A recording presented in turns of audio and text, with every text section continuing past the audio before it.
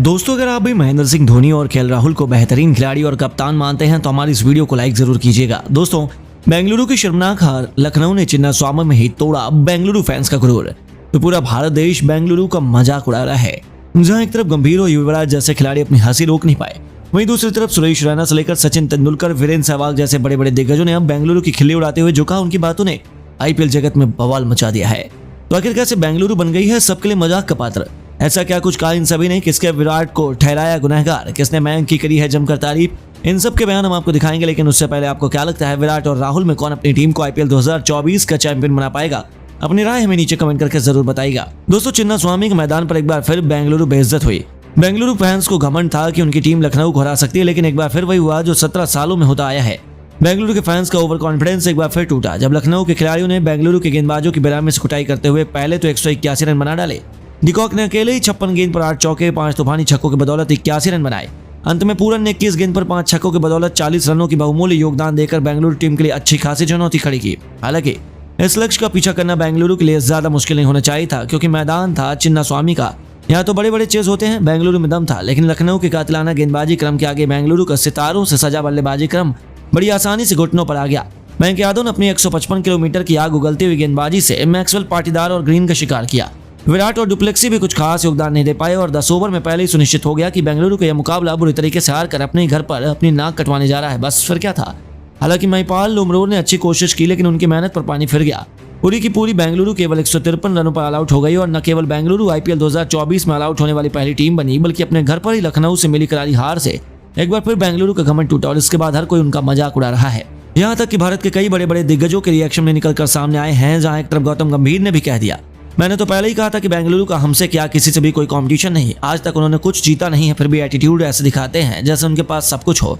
यही उनकी बर्बादी की सबसे बड़ी वजह है। यदि वे अपना एटीट्यूड और एरोगेंस छोड़ देंगे तो शायद प्लेऑफ में क्वालिफाई कर ही जाएंगे, नहीं तो मुझे लगता है बेंगलुरु इस बार भी आईपीएल 2024 से बाहर होने वाली पहली टीम होगी। तो दोस्तों, ऐसा लग रहा था गंभीर तो बेंगलुरु की हार का जश्न मना रहे हैं, तो वही युवराज सिंह का कहना है, यार मुझे बेंगलुरु के लिए दिल का बुरा लगता है। वह अच्छी टीम है और एक ट्रॉफी को डिजर्व तो करती है, लेकिन हर बार वह अपनी गलती से हार जाते हैं। फैंस उन्हें इतना प्यार करते हैं, लेकिन रिजल्ट में कोई बदलाव नहीं होता। आज मयंक यादव ने जिस तरीके से बॉलिंग की, जैसे इस लड़के ने अपना टैलेंट दिखाया, वैसा आज तक बेंगलुरु के किसी खिलाड़ी को करते नहीं देखा। आपने वही पुराने घिसे पिटे खिलाड़ियों के साथ काम चला रहे हैं, तो ऐसे में बेंगलुरु का कुछ खास नहीं होने वाला। जी हाँ दोस्तों, देखा आपने कैसे अब युवराज भी बेहद गुस्से में नजर आ रहे थे, तो वहीं सुरेश रैना ने बेंगलुरु का मजाक उड़ाते हुए कह दिया, मयंक यादव वाह भाई, क्या यह गेंदबाज निकल कर सामने आया। जिस तरीके की रफ्तार और लाइन लेंथ उसके पास है, मुझे लगता है बहुत जल्द उन्हें टीम इंडिया में डेब्यू करने का मौका मिल जाना चाहिए, क्योंकि खिलाड़ी भारत में जगह पाने का हकदार है। उसने अकेले ही बेंगलुरु के सितारों से सजे बल्लेबाजी क्रम को नाक रगड़ने पर मजबूर किया। मैं तो इनका फैन हो गया। केवल यही नहीं, खुद वीरेंद्र सहवाग का कहना है कि मुझे तो हंसी आती है बेंगलुरु फैंस और बेंगलुरु की टीम को देखकर। वह हमेशा बड़े बड़े नाम अपने साथ लेते हैं, उन्हें लगता है कि वह आईपीएल जीतेंगे, लेकिन हर बार उनकी बेइज्जती होती है। वो तो अपने घर पर ही हार रहे हैं। किसी टीम के लिए इससे शर्मनाक क्या हो सकता है? आपने 17 सालों से मेहनत की, लेकिन अब तक आपके हाथ में कुछ नहीं आया। बेंगलुरु के लिए यही अच्छा है कि वह आईपीएल से अपना नाम वापस ले लें।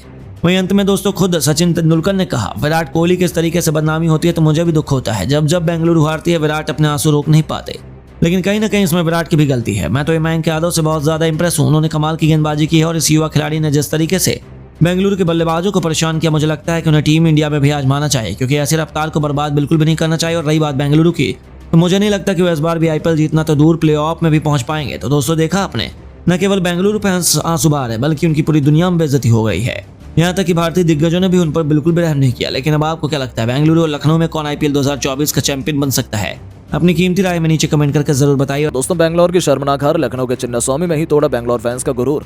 तो पूरी दुनिया बेंगलोर का मजाक उड़ाते हुए तुल गई। जहां पर एक तरफ डिविलियर्स और गेल जैसे बड़े बड़े दिग्गज अपने आंसू रोक नहीं पाए, तो वहीं दूसरी तरफ सुरेश रैना से लेकर सचिन तेंदुलकर, रिकी पॉन्टिंग जैसे बड़े बड़े दिग्गजों ने तो बेंगलोर की खिल्ली उड़ाते हुए जो कहा, उनकी बातों ने तो आईपीएल जगत में बवाल मचा दिया। तो आखिर कैसे बेंगलोर बन गई अब सबके लिए मजाक का पात्र? ऐसा क्या कुछ कहा इन सभी ने? किसने विराट को ठहराया गुनहगार? किसने मयंक की करी जमकर तारीफ? इन सबके बयान तो हम आपको दिखाएंगे, लेकिन उससे पहले आपको क्या लगता है कि विराट और राहुल में कौन अपनी टीम को आईपीएल 2024 का चैंपियन बना पाएगा? अपनी राय नीचे कमेंट बॉक्स में जरूर दें। दोस्तों, चिन्नास्वामी के मैदान पर एक बार फिर बेंगलोर बेइज्जत हुई। बेंगलोर फैंस को घमंड था कि उनकी टीम लखनऊ को हरा सकती है, लेकिन एक बार फिर वही हुआ जो 17 साल से होता आया है। बेंगलोर के फैंस का ओवर कॉन्फिडेंस एक बार फिर टूटा जब लखनऊ के खिलाड़ियों ने बेंगलोर के गेंदबाजों की बेरहमी से कुटाई करते हुए पहले तो 181 रन बना डाले। डिकॉक ने अकेले ही 56 गेंद पर 8 चौके और 5 तूफानी छक्कों की बदौलत 81 रन बनाए। अंत में पूरन ने 21 गेंद पर 5 छक्कों की बदौलत 40 रनों का बहुमूल्य योगदान देकर बेंगलोर टीम के के लिए अच्छी खासी चुनौती खड़ी की थी। हालांकि इस लक्ष्य का पीछा करने बेंगलोर के लिए ज्यादा मुश्किल नहीं होना चाहिए था। हालांकि मैदान था चिन्नास्वामी का, यहाँ तो बड़े बड़े चेज होते हैं, बेंगलोर में दम था, लेकिन लखनऊ के कातिलाना गेंदबाजी क्रम के आगे बेंगलोर का सितारों से सजा बल्लेबाजी क्रम तो बड़ी आसानी से घुटनों पर आ गया। मयंक यादव ने अपने 155 किलोमीटर की आग उगलती हुई गेंदबाजी से मैक्सवेल और ग्रीन का शिकार किया तो विराट और डुप्लेसी भी कुछ खास योगदान नहीं दे पाए और 10 ओवर में पहले ही सुनिश्चित हो गया कि बेंगलोर ये मुकाबला बुरी तरीके से हारकर अपने ही घर पर अपनी नाक कटवाने जा रही है। बस फिर क्या था, एक बार फिर जहां बेंगलोर का घमंड टूटा तो वहीं पूरी दुनिया उनका मजाक उड़ाने में पीछे नहीं रही। यहां तक कि दुनिया भर के कई बड़े बड़े दिग्गजों के रिएक्शन भी निकलकर सामने आए। यहां तक कि एक तरफ बेंगलोर के सबसे बड़े सितारों में से एक एबी डिविलियर्स अपने आंसू रोक नहीं पाए। उन्होंने कह दिया कि अपनी टीम को इतना खराब परफॉर्मेंस करते देख दुख होता है। आज तो हमारे गेंदबाजों की भी गलती नहीं थी, 180 रन हम आसानी से चेस करने चाहिए थे, लेकिन हमारा कोई भी बल्लेबाज जिम्मेदार नहीं खेला। जिन टॉप 4 बल्लेबाजों पर हमने सबसे अधिक भरोसा जताया उन्होंने हमें सबसे ज्यादा निराश किया। मुझे लगता है कि इस तरीके से हम इस बार भी आईपीएल जीत पाएंगे। तो दोस्तों, उनका दिल तो टूट गया। यहाँ तक कि खुद यूनिवर्स बॉस क्रिस गेल ने कह दिया कि मुझे तो लगता है कि मुझे बेंगलोर को सपोर्ट करना ही बंद कर देना चाहिए। क्या फायदा, हर बार मैदान में उतरते हैं और अपनी बेइज्जती करवाते हैं। न केवल हम अपने फैंस का दिल दुखाते हैं बल्कि पूरी दुनिया के सामने हमारा मजाक बनता है। इससे बेहतर है कि हमें आईपीएल में पार्टिसिपेट करना ही छोड़ देना चाहिए, क्योंकि दिल जीतने से क्या होता है, असली मायने तो ट्रॉफी के। जी हाँ दोस्तों, देखा आपने कैसे अब गेल और डिविलियर्स भी बेहद गुस्से में नजर आ रहे थे। तो वहीं सुरेश रैना भी बेंगलोर का मजाक उड़ाते हुए कह दिया कि मयंक यादव, वाह भाई, क्या ये गेंदबाज निकलकर सामने आया है। जिस तरीके की रफ्तार और लाइन लेंथ उनके पास है, मुझे तो लगता है कि वो बहुत जल्द उन्हें टीम इंडिया में डेब्यू करने का मौका दिया जाना चाहिए, क्योंकि ये खिलाड़ी भारत में जगह पाने का हकदार है। उसने अकेले बेंगलोर के सितारों से सचे बल्लेबाजी क्रम को नाक रगड़ने पर मजबूर किया। मैं तो इनका फैन हो गया। तो केवल वही नहीं, खुद ऑस्ट्रेलिया के महानतम दिग्गज कप्तान रिकी पॉन्टिंग का कहना है कि मुझे तो हंसी आती है बेंगलोर फैंस और बेंगलोर की टीम को देखकर। वो हमेशा बड़े बड़े नाम अपने साथ लेते हैं। उन्हें लगता है कि वो आईपीएल जीतेंगे, लेकिन हर बार उनकी बेइज्जती ही होती है। अब तो वो अपने घर पर ही हार रहे हैं। किसी टीम के लिए इससे शर्मनाक क्या हो सकता है। आपने 17 सालों में मेहनत की, लेकिन अब तक आपके हाथ कुछ भी नहीं आया।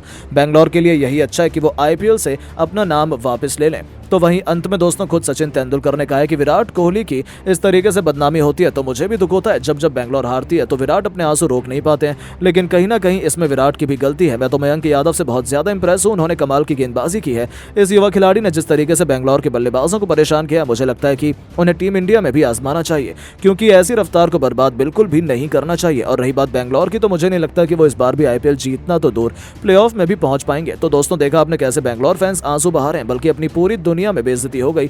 लेकिन अब आपको क्या लगता है कि बेंगलोर और लखनऊ में कौन आईपीएल 2024 का चैंपियन बन सकता है? अपनी कीमती राय नीचे कमेंट बॉक्स में जरूर दें। दोस्तों, आईपीएल का सबसे रोमांचक मुकाबला बेंगलोर के चिन्नास्वामी स्टेडियम में खेला गया। इस मुकाबले में लखनऊ सुपर जायंट और रॉयल चैलेंजर बेंगलोर की टीम आमने सामने थी।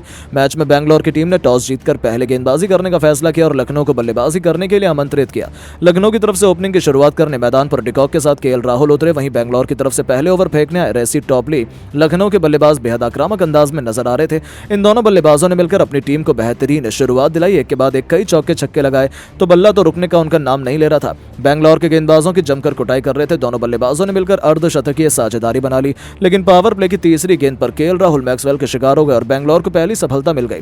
लखनऊ को 54 रनों के स्कोर पर पहला झटका लग गया। राहुल 14 गेंद पर 20 रन बनाकर 2 शानदार छक्के की मदद से पवेलियन लौट गए। इसके बाद मैदान पर डिकॉक का साथ देने के लिए देवदत्त पडिक्कल आए। इन दोनों बल्लेबाजों ने टीम की पारी को संभालकर एक के बाद एक कई चौके छक्के लगाए। डिकॉक का बल्ला रुकने का नाम नहीं ले रहा था। वो धीरे धीरे अपनी अर्धशतक की तरफ बढ़ रहे थे, लेकिन तभी टीम के लिए 9वां ओवर लेकर आए सिराज ने अपने ओवर की 5वीं गेंद पर पडिक्कल को पवेलियन का रास्ता दिखा दिया। पडिक्कल टीम के लिए 11 गेंद पर 6 रन बनाकर वापस चले गए। लखनऊ को 73 रनों के स्कोर पर दूसरा झटका लग गया, लेकिन अब डिकॉक का साथ देने के लिए मार्क स्टोन आ चुके थे। इन दोनों बल्लेबाजों ने मिलकर टीम के स्कोर को 10 ओवर में 84 रनों तक पहुंचा दिया। देखते ही देखते डिकॉक ने अपना तूफानी अर्धशतक ठोक दिया। इसके बाद तो दोनों बल्लेबाज बौखलाए हुए नजर आने लगे। एक के बाद एक दोनों तूफानी छक्के लगाने लगे। लखनऊ का स्कोर तेजी से आगे बढ़ने लगा, लेकिन तभी टीम के लिए 14वां ओवर लेकर आए मैक्सवेल ने अपने इस ओवर की 5वीं गेंद पर मार्क स्टोइनिस को पवेलियन का रास्ता दिखा दिया। लखनऊ का तीसरा विकेट 129 रनों पर गिर गया। स्टोइनिस 15 गेंद में 2 शानदार छक्के और एक चौके की मदद से 24 रन बनाकर इसके बाद डिकॉक का साथ देने के लिए मैदान पर निकोलस पूरन आए। डिकॉक तेजी से रन बना रहे थे, वो अपने शतक की तरफ बढ़ रहे थे, लेकिन तभी टीम के लिए 17वां ओवर लेकर आए टॉपली ने अपने ओवर की 4थी गेंद पर पवेलियन उनको पहुंचा दिया। उनके शतक की उम्मीदों को तोड़ दिया। 147 रनों के स्कोर पर लखनऊ का चौथा विकेट गिर गया। वहीं डिकॉक 56 गेंद पर 5 गगनचुंबी छक्के और 8 चौके की मदद से 81 रन बनाकर पवेलियन लौट गए। वहीं आयुष बडौनी बिना खाता खोले यश दयाल के शिकार हो गए। अंत के 2 ओवर में निकोलस पूरन का जबरदस्त तूफान देखने को मिला।